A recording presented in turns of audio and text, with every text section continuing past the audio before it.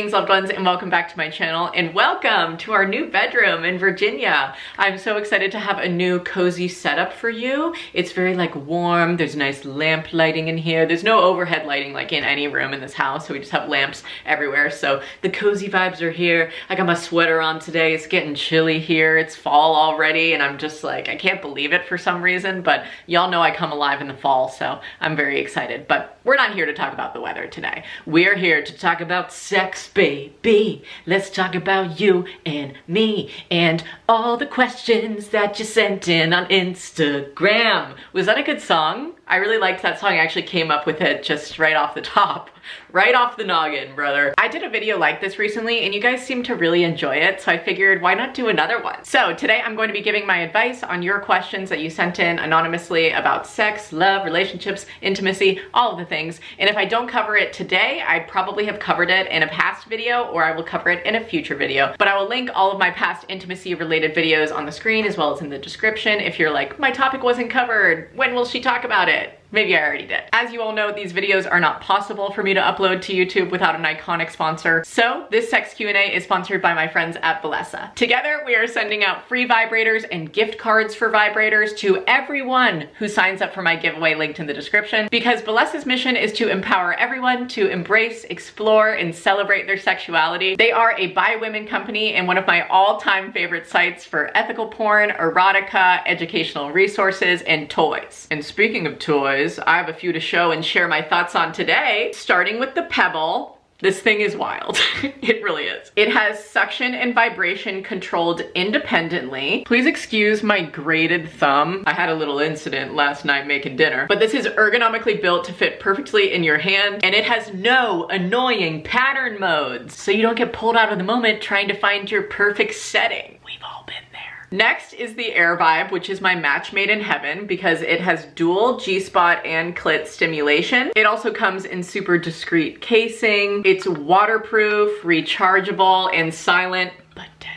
Next is the Demi Wand, which is Demi Lovato's iconic vibrator, and it truly gives me everything. It works for all body types because orgasms are for everyone. It has an innovative design and it's super quiet. It's compact, discreet, and comes in this freaking cute charging case. It's 100% waterproof, but also USB rechargeable. It has this flexible neck to allow you to get just the spot that you're after. And like the Pebble that I showed, it also has no annoying pattern modes. Lastly is the Finger Pro, which is just like your finger, but better. It has an egg-shaped paddle with 105 textured little silicone rods, one button with 10 different vibration intensities. It's totally waterproof and made with medical grade smooth silicone. Check the description box to win a toy of your own because Valessa toys are seriously iconic and such good quality. So thanks, Valessa. Now let's get into all of these questions. This first question is very on topic, and this person asks, do you prefer shopping online or in stores for toys? I don't think I've ever bought a toy in stores. I only buy mine online. I just feel like it's comfier for me to do that. I have been into sex shops before, but I've only purchased little accessories and fun things, but not toys specifically. This next person asked, as somebody with a vagina, how do you know if you've climaxed?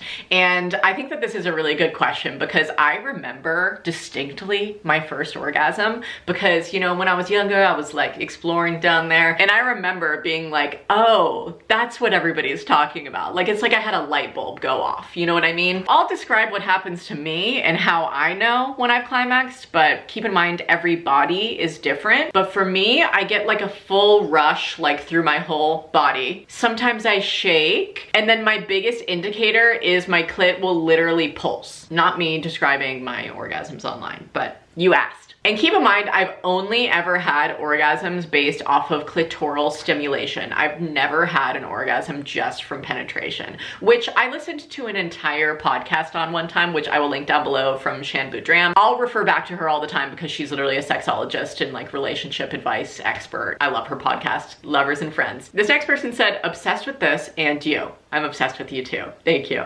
And they asked for tips on throughout the day foreplay, ways to keep them thinking dirty thoughts up until the night. I love this question because whenever I do throughout the day foreplay, I always freaking love it. And the buildup is great because then when you do have sex later on, you're like, whoa, that was amazing. I've been like really waiting on that. But I would say I'm a big fan of sexting. I mean, there's obviously a time and a place, like don't be irresponsible about it, you know what I mean? But for me, since I do work from home, if I'm like separate from my partner for most of the day getting work done, then I love a sexting moment. And I'm not gonna tell you what to say or what to do in sexting. I think that's kind of like, you know, your own business, but I do recommend that. And also because my partner wakes up before me, when I do see him in the morning, if I'm trying to like get it going early on, I'll maybe like whisper something in his ear to kind of plant the seed and the thought in his mind to lead up to later. Because if we're talking about men here, they also kind of need like a warning. Like sometimes they don't even know that you're horny. Like you just need to tell them like,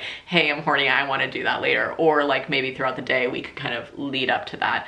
I also love heavy petting. I mean, that's always a nice reminder throughout the day, massaging their shoulders, giving them some sensuality. That's always something that's appreciated. I love physical touch. Definitely one of my fave receiving love languages. I have a lot of thoughts about this, but sexting is probably my biggest one because then you just get throughout the day reminders about it. The next 3 questions are all about struggling to orgasm. A couple of things are at play here. So if you've been exploring, you've been masturbating your entire life and you just have never been able to climax or orgasm, maybe it's not actually possible for you to achieve a penetrative orgasm. You know, like I said, I've literally never had one. And statistically speaking, you are not alone on this. Like a lot of women cannot achieve a penetrative orgasm. So if that's what you're after, I have struggled to also do that. But I'm wondering if you've been able to achieve a clitoral orgasm or if you are not able to achieve that either. Another factor that could be at play here is also performance anxiety. I also listened to an entire podcast about this the other day. Granted, it was based towards men, but that does not mean that women do not also suffer from performance anxiety. Sometimes you just get in your head and it's hard and maybe you just need more time to be able to get there than other people do. And that's okay, you know?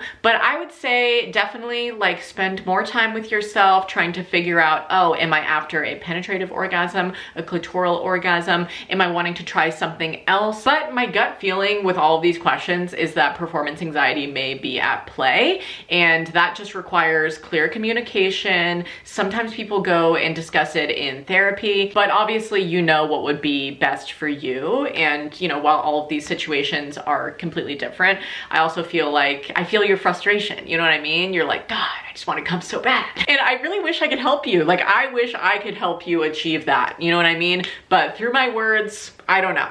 I just feel like maybe you should discuss this with your partners. But there are like performance anxiety and sex coaches and therapists out there if you want to reach out to them or find free information about these things online. Next question, why does oral sex not feel as pleasurable as people make it out to be? Female here. So I think that this person is asking, like, when I receive oral sex, why does it not feel as amazing as people are all hyping it up to be? Could be a couple of factors here. One, is the person who is giving it to you doing it correctly for your body and your likes and desires?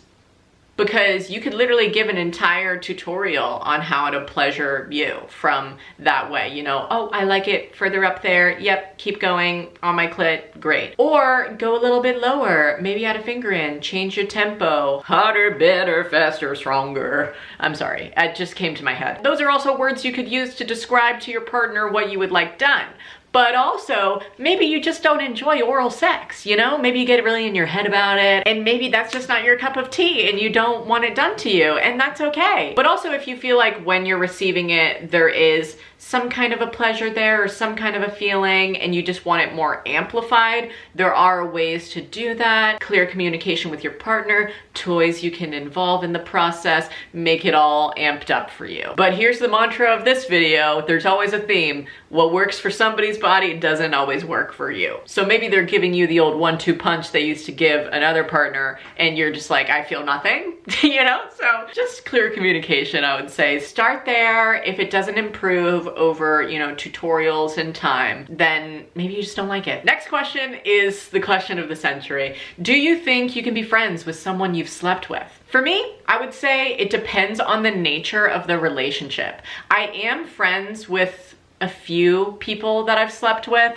but not all of them. And the ones I'm not friends with, I'm glad I'm not friends with them, because we kind of had a toxic thing going in our time together. And I just overall didn't like the vibe, and it kind of gave me the ick from that point on, and I don't want to talk to them anymore. But with other people that I've slept with, I do keep in contact, hang out with them sometimes. We're buddies. It's whatever. I'm a married woman, you know, there's no like chemistry there anymore, because I do think that for me personally, I am able to be like, I don't know what I ever saw in them. And I'm not trying to be like, oh, they're unattractive to me now, but just more so, I don't have those feelings about them anymore. I got them out of my system. So yeah, those people I am able to be friends with. So there's only a few, but for me, I think it's possible. It's not possible for everybody. Some people just don't want that. Next. I want to have sex, but I'm also waiting for a romantic connection. It's been a year and I'm just so horny. What do I do? Back in the day, during a more single, sexually active period in my life, I decided to be abstinent for about 6 months. And it was a mixture of things, of me feeling like I wasn't getting what I wanted out of having sex with people, and then also the fact that I wanted more of a romantic connection, and kind of recognized as well in myself that I'm just not a one-night stand girly. I never have been. Every single person I have ever been with, I have been friends with to start. Well, there was one outlier in the mix there who I wasn't friends with before, but now we're friends. So having that connection established a friendship later on. Anyways, I need a romantic connection as well to be able to have sex with somebody, so I get this. And honestly, I would say just continue to wait. Like, even though it's frustrating, I feel like you know this about yourself. You know what I mean? And I truly believe that some people are just like one night stand people and some people are not. And that's all right to not enjoy that. Also, in my experience, I feel like when you wait and then you are kind of shown again what you could have in a way of like a less romantic connection, but just somebody who may just kind of be there, or somebody that you could be sexual with in that way. Like, I don't know. I just personally had somebody like that who I was like, I guess I could revisit that, but that person treated me really poorly. And literally I was only an object to him. Like, that's all that it was. And that's why we're not friends still. And instead of like revisiting that and continuing that, I then was like, pump the brakes a little bit. And shortly after that, I then realized that I had a romantic connection with my now husband. So from my experience, waiting can lead you to a better option down the road. This next question requires a trigger warning for coercion. This person asks, have you had any relationships where you were guilted into performing sex acts? I don't know how to handle it, but I know it's wrong. Yes, so the situationship that I was just kind of referring to that I never returned to again, that was definitely something where I felt like they would oftentimes guilt me into doing stuff, and you just need to learn those red flags and that kind of behavior. I had another situationship that was very much so like that as well, where this person was older than me. I actually consider this more of a grooming relationship, actually, just thinking about our long-term history and how long this person knew me. And I have thought about making an entire video about this before, just like the signs of grooming and how to tell. But yeah, that person definitely like used certain things against me in a way, like my friendliness or the way that I would present myself when I was out, to then guilt me into being like, well, you do that or you say these things to me, so you owe me this, which is just, whoo, red flag central. I'm waving it, brother. Good thing I don't talk to that person anymore. But yes, unfortunately, I've had a handful of relationships like this, from my abuser to, you know, these two other people, because they would set little traps up to make it be like, oh, you owe me this because you've done X, Y, and Z to prove that you're interested in me in this way, which is just coercion, okay? And it's not cool, and you have to be all in and saying, yes, I consent to this. So I feel like you actually know what to do, and it's just say, no, I don't want to see you anymore, and no, I don't want to do these things with you, and you are coercing me and using guilt as a motivator for us in our sexual relationship, and it makes me uncomfortable. And also, I'm just really sorry that you have to go through that, because it's not a fun pattern to be in at all. All right, this next question is a good follow-up to that, because I want to highlight that there is a huge huge difference between coercion and compromise. So coercion is, you know, what I just talked about, of using guilt or other kind of shame factors to then convince somebody to do something that they don't want to do. That is the underlying detail there. They don't want to do it.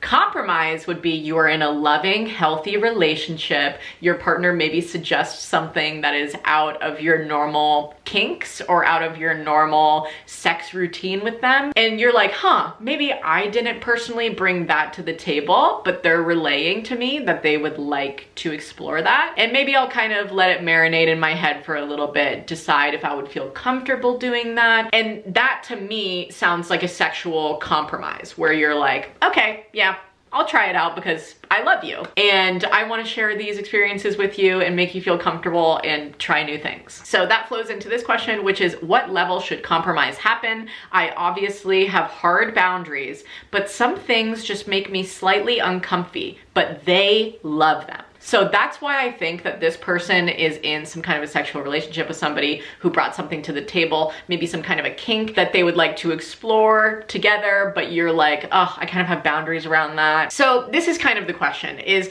do you want to at least try it out one time and see if you would like to continue doing it, or if you're like, hell no, I don't like that? Because then that would kind of let you test your boundaries a little bit. Because some sexual boundaries in a healthy, stable, safe, keyword safe, relationship where you have safe words, you have the ability to say, hey, no, let's stop doing this. I don't like this. And that would be respected and appreciated. Then, you know, sometimes it is nice to be able to test your boundaries in that way. And from my own personal experience, I'm glad that I did test my boundaries in certain ways, because now I realize that I like certain things that maybe I wouldn't have brought to the table first, right? So that's a level where I think compromise should happen. I have a lot of questions actually that were sent in kind of around this topic that I think that you were getting at in that question, because it was kind of worded in vague terms. So another example of where compromise is being explored in a relationship is with this person, where they say, my partner has a kink that is kind of a turnoff for me, but satisfying that kink is a huge factor in his ability to get off. His kink isn't triggering for me in any way, but the dynamic just turns me off for some reason.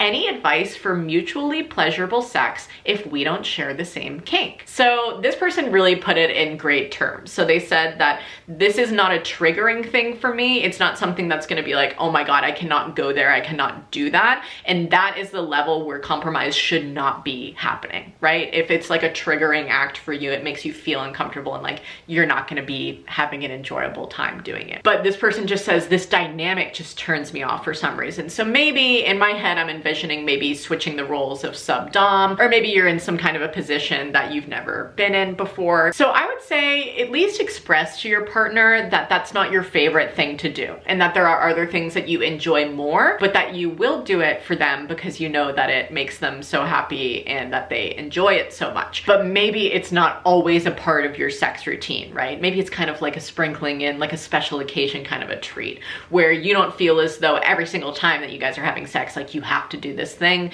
that kind of, like you said, makes you turned off. Also, I'm wondering if you could kind of bring to the table the compromise of like the Oreo of pleasure. So maybe doing something that you both really, really enjoy, and then the one thing in the middle that they really like that you're like, I could do without this, and then do another thing that makes both of you pleasured. So you have that kind of Oreo dynamic. I would suggest that as my advice on this, but I don't know what this kink is. But maybe it's something like this next person asked about, where they said butt stuff. My boyfriend wants his butt licked. How do I even convince myself to try that for him? Convince myself. Okay, this is what I'm talking about with the Oreo dynamic. But also maybe you will learn to enjoy it, because this is the thing with giving people pleasure that they seek that you may not seek out giving, but once you do it, you're like, wait, that was really fun and sexy and hot, and I'm really glad that I brought you pleasure in that way. Because that's kind of the whole thing here that we're doing, right? Is mutually pleasuring each other. That's sex, baby. Because then they're like, oh my God, I feel so loved, and like you trust me and I trust you, and like that was really intimate for me, and I've never done that with anybody else, and I recommend that feeling for everybody. You know what I mean? So I don't know how you can convince yourself to do that. Maybe just think about it like that, like he really wants this, and that will bring him joy, and maybe he'll actually like it at the end of the day. But the huge theme that I want to go back to is, if you try it and you really don't like it, please communicate that to them, because then you know. I hope that's good advice. I don't know, but this all kind of fell under the whole theme of coercion versus compromise. I had a lot of questions about bleeding and painful sex. So again, with addressing all of these questions around the same topic, but they're from different people, those are different scenarios, different situations, and everybody is different. But there could be a couple of factors at play here if you're having painful sex or bleeding after sex or tearing, etc. So it could be something like you are suffering from vaginismus, which the definition of that, for those of you who don't know, is the body's automatic reaction to the fear of some or all types of vaginal penetration. Whenever penetration is attempted, your vaginal muscles tighten up on their own. You have no control over it. Occasionally, you can get vaginismus even if you have previously enjoyed painless penetrative sex, which I have personally never suffered from, so I cannot advise on how to make that better other than maybe talking to your doctor or your gynecologist or going to therapy or something like that to kind of discuss that with either you and your partner or just you, whatever you feel comfortable with. But sometimes it's nice to have somebody there just rooting you on, you know, understanding everything that's happening in the room, especially if you have a fear of medical experiences. But aside from vaginismus, it could also be performance anxiety, you know, or something more so like rooted in trauma or PTSD. But also, it could just be the fact that maybe you're not allowing enough time for arousal or foreplay to where you would get wet enough to enjoy the experience and you wouldn't be having so much pain there. I would say that my suggestion is to spend some time doing self-pleasure and seeing if when you do penetrative pleasure on yourself, if you have that same kind of pain or struggle that you do with a partner with a penis. And that will maybe help you uncover some more factors at play there. Like maybe I just get in my head when there's a partner involved, or maybe this is more kind of a medical issue that I need to talk about with my doctor, or maybe I'm just not allowing enough time for wetness. Like I said, lots of factors at play here. I hope I kind of addressed that enough though. All right, I feel like I've been kind of on a heavier note with those past topics that I just addressed, but I really wanted to address those because they're very important topics. But now let's lighten the mood a little bit again. So this person asked, best ways to incorporate toys together. This is a great question. I am lucky enough to have a partner who loves toys as much as I do and loves to introduce them so that I don't even have to ask. And I'm like, woo, this is great that you love them, you know? So our favorite ways that we like to incorporate toys together is, you know, if I'm doing oral, he's using it on me, or switch it around. He's doing oral on me and I'm using it on myself at the same time. We also have one couples toy where if I put it in me, he can feel it as well. So it's kind of mutually pleasurable for both parties. That same toy has like a separate hand control. So like I can have it in and then he can control it, which is always funky and fun. So that's kind of our top 3 best ways to incorporate toys in our relationship. All right, this next question is like really the question of the century for me. And I just need to make an entire dedicated video about this already because I've been putting it off for years. But this person asked, what's your experience been on birth control?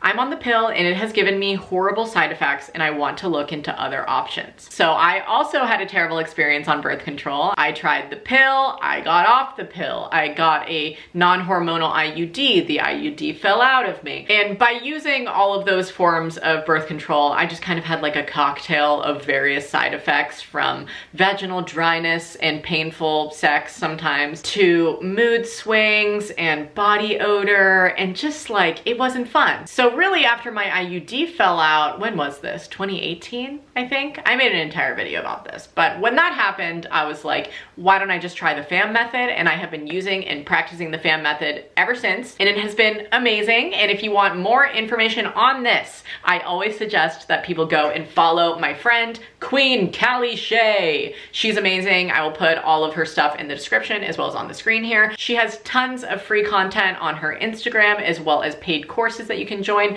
breaking up with hormonal birth control and all of that kind of stuff. And my dream for my future FAM video is to have Callie featured in that video, but I just haven't done it yet. I just haven't done it, but she knows that I want to, and I know that I want to. And that's the seed that we've planted right now. But hopefully you will see an entire comprehensive resource on the FAM method at some point on this channel.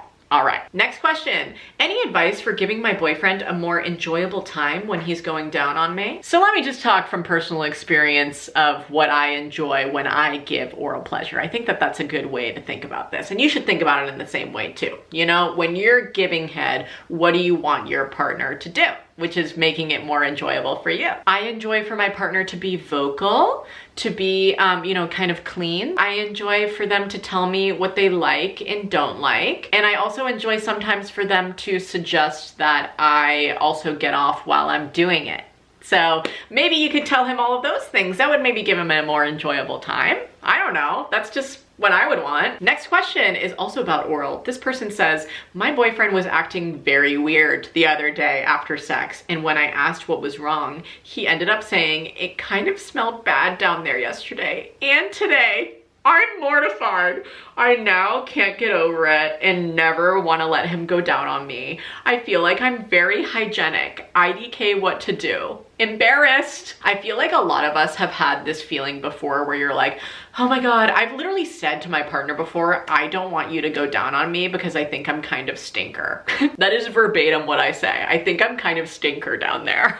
And I want to normalize this, okay? Because this happens for a variety of reasons. Maybe you just worked out. Maybe you ate something that impacts your vaginal odor, because that is a thing that impacts your odor and your discharge. But your discharge changes throughout the month. And this is kind of getting into more of like the FAM method of things where you're like observing that, but like sometimes it's clear, sometimes it's stretchy, sometimes it's more white or more creamy or whatever, you know? And that can impact odor and taste as well. But you did highlight that you're a very hygienic person, you know? And I'm not calling you unhygienic, okay? I'm just saying that there are a lot of factors at play in the human vagina. Like there are just so many things that happen down there that can impact this. So one, I just want to normalize this and be like, you are not alone in having this situation happen to you. I'm sure a lot of people watching this have also been there or had the fear of this happening to them. But I want to emphasize that I do not support, and you should not turn to any company that changes the pH balance and the smell of your vagina. But I feel for you, sis. I mean, this is a hard one.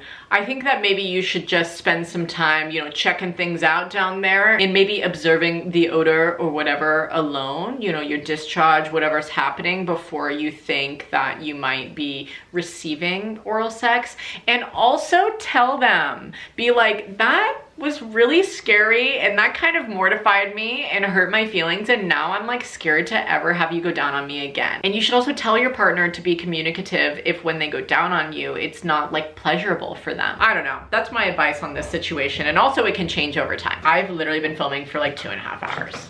Good wow, Bobby. You want a snack? Yeah. Yay. Thanks, babe. I'm starving. All right, next question. I have almost no interest in sex. Have you ever dealt with that? How do I go around with dating if I lack interest in doing anything sexual? During the time that I was abstinent, I was not really interested in sex, and that's why I chose to be abstinent for 6 months as well, is because I was just like, I need more of a romantic connection, and I'm not interested in doing anything sexual until I establish that. So that's been my experience when I haven't been as interested. But to answer your question of how to go about dating when you're not interested in sex, I mean, there's a lot of other things that you can do other than sex, but I also think that you should communicate to people that you're dating that you're not interested in having sex with them, because I would want to know if I was dating to then be sexual, I would want to know if somebody didn't want that, you know? So just communicate it up front, and yeah, that's my advice for that. But I don't think that you're weird because you don't want to do sex stuff. This next question is kind of pertaining to the same topic, but this person just asked for any tips on cuddling and kissing and how to make that sexier, because they really like foreplay and everything that leads up to sex, and that they're not interested in sex tips, they just want cuddle kiss tips. I would ask my partner if they like their neck kissed or like their ears nibbled. Sometimes people really love their ears played with, or like their head scratched, or their back scratched, or kisses down their spine or up their stomach or something like that. You could try different kind of make out and kissing styles and butterfly kisses and different sensations, nipple play. Like there's just so many different things that you could explore that would make just cuddling and kissing a little bit sexier. Tips for penetrative sex in positions that feel good inside / hit the G-spot. I feel like sex isn't that good, but I'm also on antidepressants, which can affect libido and ability to orgasm. Thanks, queen. We love a self-aware queen. Well, my fave position for hitting the G-spot is just personal for me, but I love laying on my back and then having my legs draped over his shoulders. That always feels like the deepest for me, or doggy. Either or, great. Love them. That's my tip for you. But also the antidepressants could be a factor at play here for sure. Speaking of sex positions, this person said, husband's dong is more like a dang. It's small. Is there any way to bring it up to open the idea to different positions more satisfying to him? Honestly, I wouldn't even discuss it. I would just do it. I would personally do research in my own time on good positions for smaller penises because there is no shame in having a smaller penis, okay? Penises of all shapes and sizes can provide pleasure. You just gotta find the right way to do it. So yeah, I would just research best positions for small penises and then try a couple of them out next time that you guys are having sex. Be like, could we try something new where I maybe hold the base of your shaft and then go this way? And that way it would like slip out less, or it would be more nice for both parties. I don't know, but I would do a little research, darling. I just think if I was your husband, I would prefer you to just do that rather than like sitting him down and being like, we really need to talk about ways to have sex with your small penis. Like that would just feel more uncomfortable to me than just having new positions in the bedroom, which could be just surprising and fun. And then the last question of this video is a fun one, and I've never been able to answer anything like this before. So this person says, my friends are swingers and asked my boyfriend and I to join. I'm curious, but my partner is weary about the idea of joining them. What are your thoughts? Of course, wouldn't want to do anything without the consent of my partner. So that's really what you need to drive it home on. Don't do anything without the consent of your partner. But you should express to them that you are curious, like you said, and that you would maybe want to be involved in that. But if your partner's like, hail to the no, I will not be joining those damn swingers, then be like, okay, I honor that. I won't be joining them either. I just wanted to bring it up because maybe it could be a fun thing for us to explore. But you also have to be like, it's okay if you don't want to, because I assume you are in a monogamous relationship. So that's kind of the deciding factor at the end of the day, is you are in a committed relationship with this person, and if they're not interested in swinging with your friends, then you should just be like, all right, we're gonna have to sit this one out, swingers, but keep on swinging. Ah, I love it. You guys keep me young. Thanks for all the questions. This literally took me like 3 hours to film. I just felt like I had so much to say, and we really covered a variety of topics in this. So I hope I addressed your question if you sent one in, and if I didn't address it in this, I've probably addressed it in a sex temper video from back in the day, or maybe another kind of sex Q&A that I've filmed in the past. So I will link all of that kind of content down below for you. And here's your reminder to go enter into the Bellesa giveaway for a free vibrator or a gift card for one Duelings. Okay, I love you. That's the end of this video. I hope you enjoyed watching it. I had a lot of fun filming it. And if you want to see more from me, I'm on Patreon and I'm also on Twitch 3 times a week, Monday, Wednesday, Friday, 8 p.m. Eastern. Love it. Love you. See you there, or see you here in my next video. Stay smiling. Bye, y'all. But maybe it's something like this next person asked about, where they said butt stuff. My butt and their butt. Butting together. Butt, and then we headbutt.